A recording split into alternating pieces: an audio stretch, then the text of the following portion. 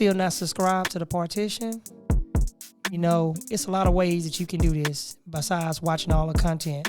But before we start, always remember, go to the channels link. Every show that we have, you can always see every show before everybody else see the show. But besides that, always remember, subscribe to the channel, hit that notification bell, put it on all. Until then, always remember, anything is possible. Thank you for choosing the partition. Now let's get into the show. Anything is possible. Peace.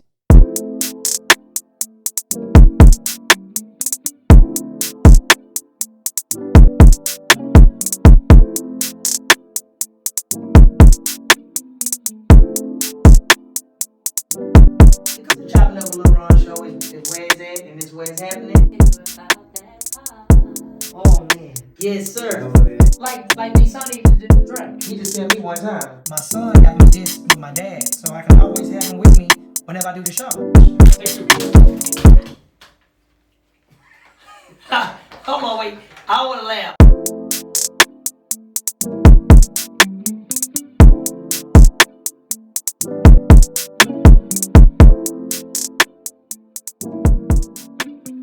Welcome back to Chopping It Up with Lil Ron.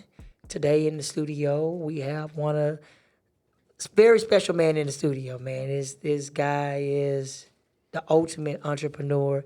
He's a rapper, clothing designer, man, the list goes on and on, man. We're going to talk about a lot of stuff. I want you guys to welcome the one and only OG Dolla. Did I get it right? Yes, sir. OG Dolla, baby. You know what I'm saying? On the show, chopping over my man, Lil Ron, man. It's going down. Going to be a beautiful episode, man. Y'all stay tuned. Keep it locked, man. Yes, man. Every time people come on the show, I always try to introduce them to my fans because apparently your fans know you. Yeah. My fans is going to learn and know who you are, and they going to support you. Right. So kind of give us a quick little tutorial about who you are and what brings you to the show. Okay, well, who I am, I'm OG Dolla. My name carry a lot of weight because before OG Dolla, it was Dolla Cat, you know, Okay. and Dolla Cat was the younger me, you know, when I first started doing music was in 1999. At a young age, I lost my mom and dad. Lost my mom when I was 9, lost my dad when I was 14. So by the time I turned 15, I was already rapping because I needed a hustle and I needed a way to finance myself, take care of myself at a young age. So I started doing music at 15 and I made over 40 bands starting at 15, you know what I'm saying? So by the time I was 17, I had 40 bands already saved up from saving mixtapes, and I built my own little studio inside my sister's apartment. And I kept on going from there, from my sister's apartment to where I'm at now. Man. You know what I'm saying? So You said 40 bands. 40 bands. Yeah, and now, I'm an 80s baby. I don't know if you're a 70 or 80s baby, but 40 bands is a lot, man. I'm not lying. That is a lot. In a period of 2 years, you know what I'm saying? 2 years? Yeah, I was grinding a mix out of my trunk. At that time, I was the only rapper from Studewood, Texas. You know what I'm saying? At a young age, I had a click called Run Your Mouth Click with tattoo on my right arm. Studewood, man, I'm from the north side. I'm from Tidwell and Mesa. Right. So I went to Kirby Middle School. I went to Forest Brook. I went to Tidwell. I went to Farmwood. So you familiar with the Magic Johnson Theater back in the days? Oh, man, that by Northland Mall, man. Northland, that was my stomping ground. That's why I used to sell all my mixtapes. Every Friday, every weekend, they used to have like slab parties. So Yes. SA used to come up there deep. That was my prime customers, the SA. That's why I always love my brown people, man. Well, you know, they was one of my they used to have that parking lot at Northline Mall. Yep, before they even built that strip, because that strip center Every wasn't Friday there and yet. Saturday, that was our hangout spot. We would sell our CDs, man. I'm telling you, man, we used to sell like 500 CDs every weekend, man. Yeah, I have a homeboy that used to be inside of the flea market, booth 418. His name was DJ Tyrone. He used to be in the flea market on 45 in Little York, and he used to sell a lot of mixtapes back in the days.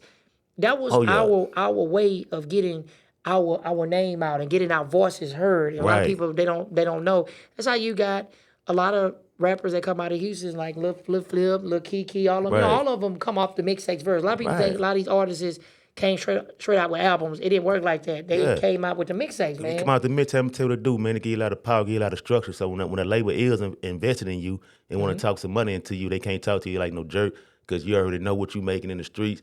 And all they want to do is put you on a bigger platform, you know what I'm saying, feed off of something that you already got established. So they really just a bank. So if you getting your own self established with your own finances, it's easy to get any kind of thing, any kind of money that you want from these labels. It's easy to get it once you build up in your own. You know what I'm saying? That's right. It's almost like, speaking when you say that, Lil Flip. he made more money on his Lucky Charms album. So when he got ready to go to Sony, they had no choice but to cut the man the check because the man already proved, like, look, He man, already I'm proved already a figure. Master P, prime that's- example. I that's was exact- just watching this. Master P was basically talking about how he ended up spending $25,000. Right. He went to go talk to Michael Jackson's manager at the time and asked for some legal advice. And Michael Jackson's manager told him what he needed to do. P already had his own money already. He Right. just needed that distribution deal. It's a timing. See, they Yes. just speed the timing up. So that's like a bank. They speed the timing up. They just give you the loan right now. Let you go and do what you got to do. Like they give you a bet. They give you $1 million. What you gonna do with that? I'm going to the radio station. Go pay the radio station up for the whole year. So all my music I'm dropping for this whole year going straight to the radio, and it's gonna be spinning. So it's gonna make my show money so fast. For the promoters calling me, gonna get that back so fast. And then the little time that you got to pay them the label back. You probably pay that back 3-4 years early. And a lot of people, they don't understand when you actually have it, when you're dealing with some of the labels, you can make more money selling your stuff from my hand to your hand, tax free. And you didn't hear that from me, but you control your money. Right. You ain't got to worry about nobody stealing them from you. Right. Not like somebody giving you 15 cents or 5 cents or 10 cents per album, and you sold 5 million records, but you only seen a check for like about 50, 60, or maybe $100,000. Yeah. It don't work like that. So a lot of people they don't know They that. understand it. Yeah, they understand it. Michael Jackson used to get, like, if I'm not mistaken, I think 22% off of his records. Man, Thriller's probably is still the number one best album of all time. So 22% back in the days of CD compact disc was like about $15, almost $20 for it before they came down to like $10. But then they had wax too back in the day. So you had wax. Them wax records was even more money because this was a little cheaper than wax. Wax, right. And then you got cassette tapes. That was always the go-to thing. You can do a cassette tape cheaper. I think it used to be like a CD company. They used to be in they used to always you could send your CD to Yeah, them. you see, I used to send mine to people called Churchill. Oh wow. Yeah, it was called Churchill, and I had to get them distributed like 500 at a time. Wow. Yeah. And when you got a chance, when we came out with the actual, I love about the disc versus the cassette tapes because the new generation, they don't understand this. We used to have to fast forward and rewind and go back to a certain song we want to hear. With the compact disc, you go to the next track. See, they don't know how good they actually have it because they can just easily just go to the next track. Can you imagine trying to find your favorite song and it's on the opposite side? You got to pop your tape out and flip it over and stick it back in there. Right. They don't understand that type of stuff when you actually got to do that type of stuff because the way how technology is. Because the way we move everything now is actually different. The digital technology world has taken over. You really don't need no record label no more because You don't. At the end of the day, you can go produce your own. Soulja Boy showed a lot of people that in the beginning during the MySpace stages that you can basically do your own stuff. You don't even need to have no record label do anything. Like for I you. told, record label just is timing. Like if you're trying to speed something up, that's when you go deal with a record label. Yeah, you can That's just it. stick But their if you name got- on if that. if you got it going on already, you be like, man, look here, I ain't going by the time. I'm going by what I'm gonna be in the next 5 years. That's how I was raised. I was raised to set your life from 5 years of time. Like where you gonna be in 5 years. So if my cash flow telling me I'm gonna be $2 million strong in 5 years without going to a label, I'm gonna go ahead and do it that 5 years and be $5 million strong in 5 years with my own weight. But if it's saying, oh well, you can be you can be $5 million strong right now, but you're gonna owe this people back certain much money with all the interest, however they do their contracts. You know what I'm saying? You put that time versus your time, it don't add up. You like, man, I'd rather just take my little tea, do it on my own, on stress free, haggle free, ain't gotta worry about all that there. I'm doing. So it's just a timing thing when you're dealing with labels. And it's all about your situation. Yep. You know what I'm saying? And a lot of people, they don't understand that one thing is your situation. Now, when you was actually doing the things that you were doing at the time, what was your first, like, major hit that you say, hey, look, this is the record, man. This is the record that's gonna really, really put me out there. What was the, like, first one that you actually had? Like early, a lot of people know I was in 2003. I was on the radio already with Big Hope, but they had died. We had a song called Ball and Smash.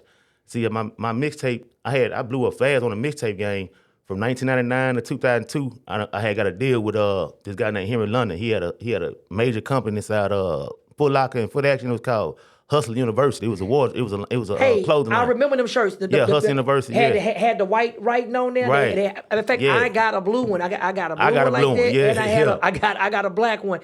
I always wondered what happened. That was to my the, CEO back then. His name Henry London. Man, he made a lot of money. Made You're a lot not of lying. money. The Yeah, Hustle he University put a stuff. whole It was bunch just of money. basic. Just the Hustle University shirts, man. Exactly. Them shirts were actually really good. You ain't lying. They was inside of Foot Action and Foot Locker. And from him, that's how I peeped. So I was signing 2 labels. That's how I peeped how to become a CEO. Because when him first started with him, I seen how he easily. We recorded the whole album, 22 tracks. We recorded at Sugar Hill Studios. So first he did the whole recording, mix and mastering process with that. And then we had Hawk to come to the studio record it. So he had paid Hawk $250 to come on to the studio record the song. Then I did a song Lil Kiki too. Now when you say $250, because I know a lot of people $250 back then. Yeah. See, a lot of people don't know. Back in the days when you deal with artists, it wasn't no $2 and $3 and $5 and $50,000. These artists used to look out, man. Yeah, for Houston artist, another Houston artist. When I was young, I was coming up and I was only 17 at the time. And, all my manager he gave Lil Kiki $250. He gave Hawk $250, and we had a song coming with an 8-ball MJG for $250. You know what I'm saying? It was $250 for all the artists. You know what I'm saying? You know what I'm saying? And $250 is a lot of money. And Kiki still allowed to vouch for that. You know what I'm saying? Hawk gone. Yep. But the song not gone. You know what I'm saying? Henry London still got the song. You know what I'm saying? And it was on the radio for 6 months. In 2003, Walter D's on the radio. He used to spin it. I remember that was the DJ. Yeah. Man, and when you did that song, what was going through your mind being in the presence of all of that? I was blowing up with Slim Thug. Me and Slim Thug performed with Fat Joe the same debut that my song hit the radio, and I was blowing up, and Slim Thug was blowing up at the same time. We performed the same night, and he got on the microphone, and it was like this is what it is, a Run Your Mouth Click. He was like, man, this finna be a Boss Hog Outlaws and Run Your Mouth Click summer, because we both had deals. You know what I'm saying? Wow. And we was both holding. We had Fat Joe came out, he did Lean Back. You know what I'm saying? I remember Lean Back. Yeah, and we was at the T-Town, 2 stores. The whole club. So this is around about the time when, if I'm not mistaken, when you say Lean Back, if my mind served me correctly, this should be around about the time Slim Thug dropped Already Platinum. Was that the album? Nah, it was before he blew up with For Real. This when he was on his way. Oh, he was on his way. On his way, yeah. Man, Already Platinum, man, is an underrated album. People be tripping on that. Because you know Slim, he does a lot of stuff with a lot of people. A lot of people, they don't understand. You know, a lot of people say good stuff about artists and bad stuff. Yeah. I met Slim early on before the Already Platinum, back when he had his record shop in Greenspoint on 45 in the corner. Mm-hmm. Select the Sound. Yes.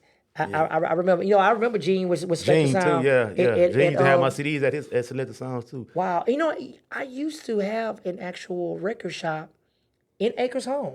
Yeah. On Antoine and DeSoto, right next to Platinum Stars. Platinum Star, yeah, that was a hood ghetto spot right there. Yeah, I was like right next to shirts and stuff. Yes, I was right next to that. I had the record store right next door to that. And I see a lot of artists coming out. Agni Life, the guy from Agni Life, right. Yeah. I remember him when he used to come in there in the beginning when he was doing his stuff. I remember that artist, man. Mm-hmm. And remember Showtime?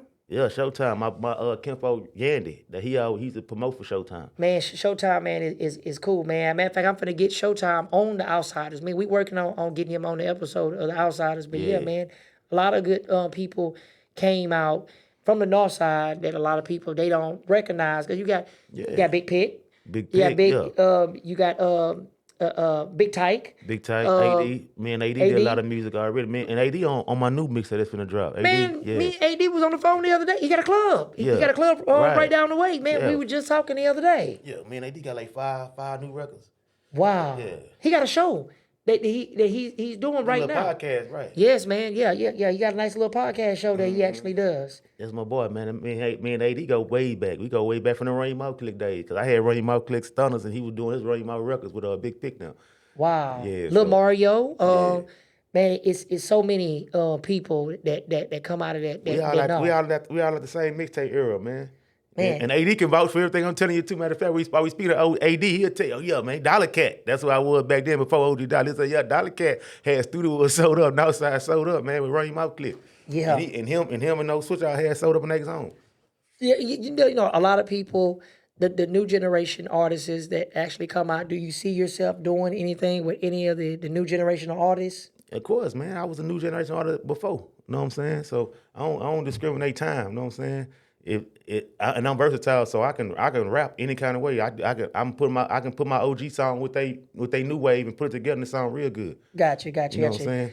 Now, it comes to this special moment when you go and do this contest with my boy Dre Key. Yeah. How was that experience working with Drake? You know, Drake, he didn't work with Mad Hatter, man. He worked with so many people, man. Right. How Man, was that I tell you, experience? I love it, man. Like I tell you, man, energy rules the universe, man. The universe is controlled by energy, man. And Drake, he keeps energy, man. He's an energetic human being, man. You know what I'm saying? And I carry the same thing when I'm on the stage, a lot of energy. As long as you carry a lot of energy, man, people ain't got no choice but to attract to you because you are energy.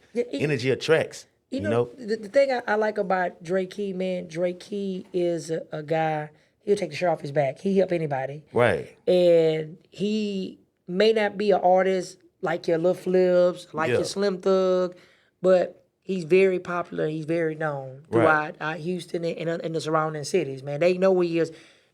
That man is extremely a very good man. In fact, he's actually on our show, The Outsiders. Speaking of The Outsiders, he's on the show, man. And he stands out. He shines very well on the actual show, man.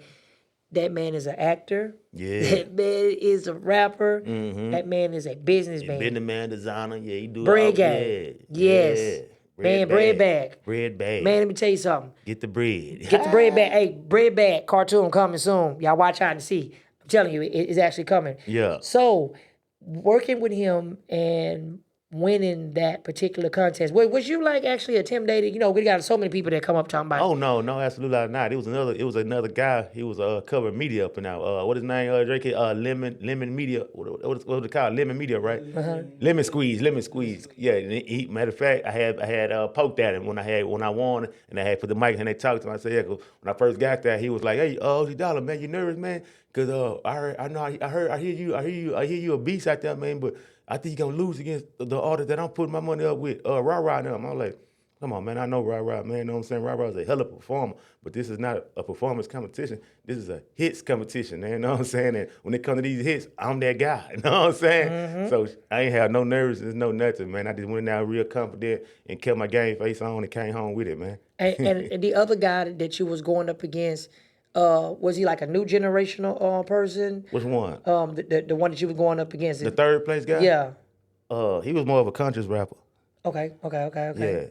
And I'm a country rapper too, but I just got a lot of spirit in mine. Like I spit from the gut. Like I got a delivery like Scarface. You know what I'm saying? A delivery that you gonna feel just off the voice. You know what I'm saying? I can just rap to people without a beat and make them feel because that's the delivery. You know what I'm saying? I'm spitting it from the gut. You know what I'm saying? People can feel emotions, bro. You know what I'm saying? Just like you go to church on Sunday and the pastor preach. That's right. You can feel his emotion when he get into his sermon real good. People start getting up and doing this and praising the Lord. Yeah. Yeah, it's about how you say things, man. Your delivery. You know, some people, the new generation, they don't understand that's what it's about. They think about, let me hit this auto-tunes, let me go get this marijuana, let me go get this drink, let me go grab this gun, let me get this money, let me get this chick, and let me rap about, and they don't understand hip-hop wasn't designed that way. That's not the way it was. I mean, they have their own genre of music. I mean, when I came up, my era, it's going to be your NWAs, your Tupac, your LL Cool J, your Ice-T. Right. Man, because I know your Snoop Dogg, your Dre, your Bone Thugs and Harmony, man. These are like classic people. Yeah, because you know why it's classic? Because it's original. You know what I'm saying? Like you name all them names, all those names got their own song because it's original. It's no effects making these guys. They voices. Yeah, you know what I'm saying? They own the instrument is their voice. Hey, you know what I'm saying? I can't forget about, I was just talking about this the other day. Can't forget about Spice One. Can't forget about Scarface. Cannot forget about Too Short. Right. You can't forget about E40. You know, Jada Kiss, you know, Jada Kiss, Fabulous, you know what I'm saying, Nas. Yes. Man, it's a handful of artists, man, you know what I'm saying? That's what made the hip hop beautiful, man. Rakim. You know what I'm saying? Because the voices. Yes, you know the voices. You fall in love with their voice. See, when they put the effects on it, now you kill a voice, you kill originality. Now you can't hear your voice no more. There you go. How you don't know how this man's voice really sound underneath the effects. So they take away the originality, man, so it makes it not exciting no more. You know what I'm And saying? on top of that, if you think about T-Pain. Yeah. if T-Pain take the voice box away, He can still- he can really can actually sing. sing. Yeah, He really can sing for real. Yeah. But unfortunately, he wanted to use the voice box, and that's what he wanted to do. And hey, he used it for so long to everybody and their mama caught use on it. to it and say, hey, man, look at, I can do that thing and make my voice sound good. My Yeah. voice don't sound too good. And you know who they took that from? You know the first person Zach actually and Roger. the first person that did that was Computer actually Zap. Yeah, Zach. And the person that brought it back was Cher. Remember the song, Do You Believe in It? So that after Cher did it, they said, all right, cool. But Zap is the Roger from Zap and Roger, man.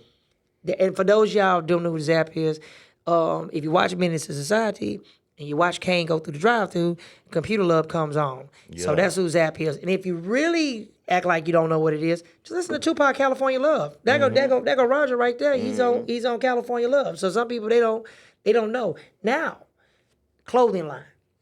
Every businessman has some type of clothing line, especially in the hip hop. They have some type of clothing line that they do, car freshener. What made you decide to do your own clothing line? Coming up, I always like the clothes. I always like to get dressed. I always like to get fly. You know what I'm saying? And then when I would start seeing that my fly was leaving the stores, you know, when the generations changed and the way they start making the clothes, I'm like, nah, that ain't how I rock my clothes. And dang, that ain't how I miss this. I miss that about the clothes because it's not on the clothes no more. So I said, no, what? I need to start making clothes myself because I know what I want to wear. So that's how I came into the designing clothes. I tell people, when I used to, back in my days, when we used to get Air Maxes, K-Swisses, yeah, I said K-Swiss. Y'all generation won't know about that. Ooh, them K-Swiss used to be man, things. Icy, man, if you got a pair of all white K-Swiss, man, with the simple loops over there, man, and ice. Come on, man. Whenever you went to get a pair of shoes out of Foot Locker or Foot Action, I guarantee you, if you grew up in the 80s and in the 90s, you had to get a unit to go with it. You're going to grab a shirt. If you don't get a shirt, you get a pair of socks. Man, K-Swiss fly with some Star Down jeans, man. Come on. You know, I still, people laugh at me, but I still go to the cleaners and starch my jeans. I remember them days of heavy starch. It was a beautiful thing. You make your jeans stand up. Yeah, man. Yes. I ain't never put a pair of pants on that wasn't starchy back in the game, ever. Yeah, and you know they had to when the time started changing, they thought that we ain't doing it no more. They had to force me out of it, man. I was like one of the last ones standing. I was like the last one standing, still creased up. They were like, man, you still creased? I say, man, it's me, man. Yep. You know what I'm saying? They had to force my kids had to start growing up and kiss me out of it. They were like, Dad, what are you doing? Because they ain't understand it. No, man. I say, this is how we came up. I wouldn't go to school without no crease in my pants, man. Could not, man. You go to school and your pants wasn't creased up and it was regular stock from the store. Forget about the females. Man, they gonna laugh at you. They gonna say, oh man, his pants is like that, man. Oh no. And the starter jackets. Yeah, starter jackets and crease jeans. That's the way you're gonna get chose, man. Yeah, man. Yes. So now we come to one of my favorite segments. But before we go there, the question I do want to ask you, do you see yourself doing any type, or are you doing any type of acting? Any movie stuff you done in the past? Are you planning on doing any movie stuff? And I'm planning on it. I play in the mirror every now and then because just as being a rapper, you always doing music videos and stuff like that. So you're doing these little act scenes in the music video and you looking back at yourself doing this B-roll and stuff. You say, man, I look good acting. So yeah, I done thought about it, man. Well, we gonna hook something up. We gonna set something up on one of the shows. We gonna figure out a character role. We gonna put you in something. We gonna figure out something. We gonna do. It ain't gonna be nothing no Tubi, but we gonna get you on something. It's gonna be nice. I got something in the works that I'm actually thinking about actually doing. Now, come to my favorite segment, which is called Leon's Top 5. Leon was a cousin of mine that passed away 2 years ago. To the day, 2 years ago, he passed away. He got killed in a car accident. 18-wheeler. He was driving an 18-wheeler, and the guy tried to cut him off and killed him. And he was a real big fan of all my shows. So, that being said, what would be OG's Dolla's top 5? Top 5 artists you listen to. It can be rap, it can be country, it can be blues, it can be jazz. Simple. Zydeco. Who is the top 5 people that you listen to? I listen to Jada Kiss. Jada Kiss. I listen to Scarface. Scarface. I listen to Tupac. Okay. I listen to Pimp C. All right. And I want to say one of my last 5. Who I want to put on my last 5? Who I stick to the most? Who I stick to the Andre 3000. I heard he just had a new album just came out. Yeah, but I'm waiting on the album. Okay. Oh my goodness. Yeah. Yes, but they don't make music like that no more. I just saw the video the other day from the Source Awards where people normally look at that old episode where Suge say that when he get up with the death roll and turn back around, and I like the part when he end up saying, the executive producer, you want him dancing all in the video. Yeah, dancing all, yeah. And then you got Snoop come up, and Snoop say, the East Coast ain't got love for Dr. Dre and Snoop Dogg and Death Row. Yeah. But it's another one that people don't see. When Outkast get up, Outkast say that the South got something to say. See, people, they don't never talk about that. Yeah. But Andre is the one that gets up and actually says that, man. Yeah. And it shows funny how times has changed. Back in the days, artists used to be like MC Hammer and Vanilla Ice. Yeah. But you didn't see no blood. Right. Ain't nobody die, nobody lose their life. No, they kept it on wax. Big Daddy Kane them. Yeah, we ain't gonna kill each other, Keep trying it to get money. On wax. Yeah. Only time it actually ended up getting crazy is when Personal. Pac and Biggie, they changed the course of every way everybody look at stuff now. I tell people, Pac and Big life was sacrificed for a reason. Mm-hmm. Can you imagine if Tupac and Biggie never died, that never even existed? It'll be bad because, and people may not like what I'm going to get ready to say, but when they died, it opened the door even more for Master P. Mm-hmm. No Limit came in strong. Yeah, came in strong, opened door for Master P on and the South. Cash Money. And on the East Coast, opened door for Jay-Z. Yeah. Jay-Z, that door gonna be closed on Jay-Z. Yeah. And if they will be alive, our generation and the ones that's coming up now, we wouldn't give no other artists. They'll get their chance, but they wouldn't get the chance that they really want because all we want to hear what Pac got to say on his album. And what Big got to say on their album. They was holding on to the whole coast. They were holding it down. And one thing I tell people say, they tell me, hey, Big is this and this. I tell them just like this. Look, at the end of the day, when you think of hip hop, when you think of the average people that actually talk about hip hop, they're gonna bring up Tupac is. I'm 100% positive Tupac name is going to come up faster than Biggie. Not saying Biggie is not known. Tupac had a voice. One thing I loved about him, Biggie actually went in the studio. When he went in the studio, Big actually recorded records, and he liked to party. Every artist liked to party. Pac was different.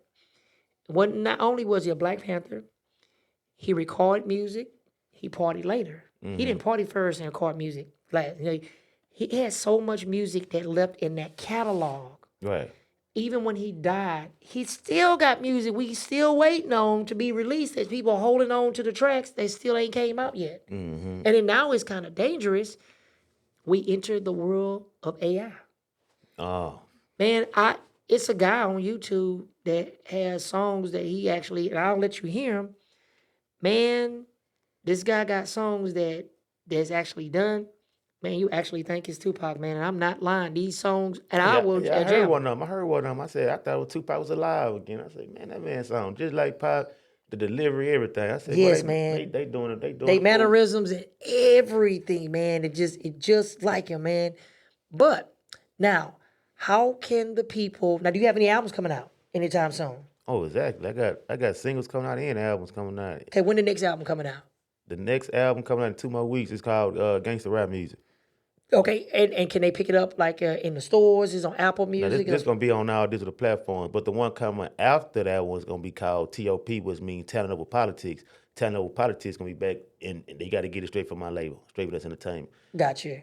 On CD or USB. Wow. He said USB. Yeah, single out the USB for the new generation. That one going to be my supply and demand album. Gotcha. This first one, Gangsta Rap Music, I'm giving that on digital platform. You know what I'm saying? I'm going to y'all world on that one. Gotcha. But then on Talent Over Politics, y'all come to my world, come back to my world. There you go. Hey, look, if you really want to hit them good, hit them with it. A lot of people starting going back to wax now. I still got a good clientele on CD, so it's, you know what I'm saying, my clientele follow me. So gotcha. Anything you have, they want it now. Only thing I'm trying to do with the clientele on that is open up the generation with the USBs. Gotcha. It. But the people that been getting CDs from it, they still getting CDs from it. How can they find you on social media? They can find me on social media. That if you're on IG, you can go Dollar Cat _the wise guy. That's DOLLARCAT _THE_WISEGUY. You know what I'm saying? For short, you can just put OG Dollar, and then that whole Dollar Cat the Wise Guy thing will pop up. Gotcha. And then if you're looking for me on Facebook, you just search me OG Dollar Cat. That's OGDOLLARCAT. Gotcha. Okay, we actually enjoyed you on the show, and I will definitely bring you back on a later episode. And I wish you nothing but success. And you keep grinding, and whatever we can do to help you on this end, man, we gonna show you nothing but love, man. And that's what it's about. Especially anybody from the north side, man. You know, I got mad love for north side people because some people don't understand. I love the north side, but man, how come every time you look at we can't go to the south and mess with their women, but they can come to the north side and mess with our women, man? I never understood that. Man, look, the north side, we got to step our game up. We got to get our business side like the south side. I ain't going to lie. Hey, yeah, I ain't going to lie, man. The south be holding. The south side be on it, man. Look, even with their music scene, all the artists collaborate, bro. Like, if you look at any catalog on the south side artists, if you just look at their track list, they got all their names on each record. Don't give a damn who drop. If Propane drop a record, you going to see Lil Kiki name. You going to see Zero name. But when you do on the north side, we don't do that as much. You know what I'm saying? Well, you know, a lot of times we have artists that come out of the north. They hit an old head or hit somebody from the north. Oh man, if you ain't dropping me 30, 40,000, I ain't gonna collab. They don't understand. Sometimes what I used to love about Tupac that he did, and I found this out later on after he died. If Pac went to the studio, so let me use an example. E40 has a song. It's called $1 Million Spot. It's on the Hall of Game album. So when Tupac did the song All Eyes on Me with E40, he did that song Ain't Hard to Find with E40, Richie Rich, all of them on that. Matter of fact, even Richie Rich. Every time Pac did a song with somebody, they swapped records. Hey, look, you do a song with me, and I'm going to do a song for you. You can keep that one on that one, and I'm going to keep this one on mine. Right. Richie Rich got his, which is called and Change.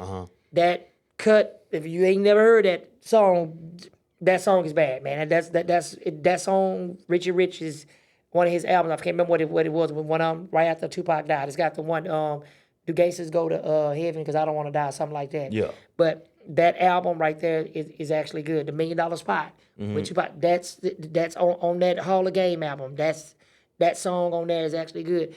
When artists on the South, what I do notice about them, they always collab. They collab. And I never hear them say, my boy had to pay this right here. This person has to pay this. But when you come to the north side, man, we want to hustle our own people. But how can you hustle a hustler? And they don't understand that, man. You can't. See, the best thing to do is come together. Because when y'all come together, y'all get more money. Yes, when you network. So north side, 2024, we need to come together. Like, I mean, everything is on the south, man. They have everything, man. Think about it. They block parties. Not saying our block parties are better. Not saying theirs is better. You hear gunfight out there on the south as well as you hear it on the north. But when they show up at McGregor Park or whatever they do out there, they come together as one. As one. Nobody fighting or nothing. You can have Youngster. Matter of fact, a few weeks ago, Youngster called me, asked me to come to his video shoot. Went out there to go out there and shoot in one of his videos. With the artist, man, they showed us nothing but love with our bike crew at that video shoot. And all of the people that came to his music video shoot, I saw all the love that he actually had. All the South people that was out there. Yeah, they don't be tripping, man. Man, they don't. So, until next time, remember, anything is possible. Thank y'all for choosing Chopping Up with Lil Ron. Until next time, we out. We out, man. Peace.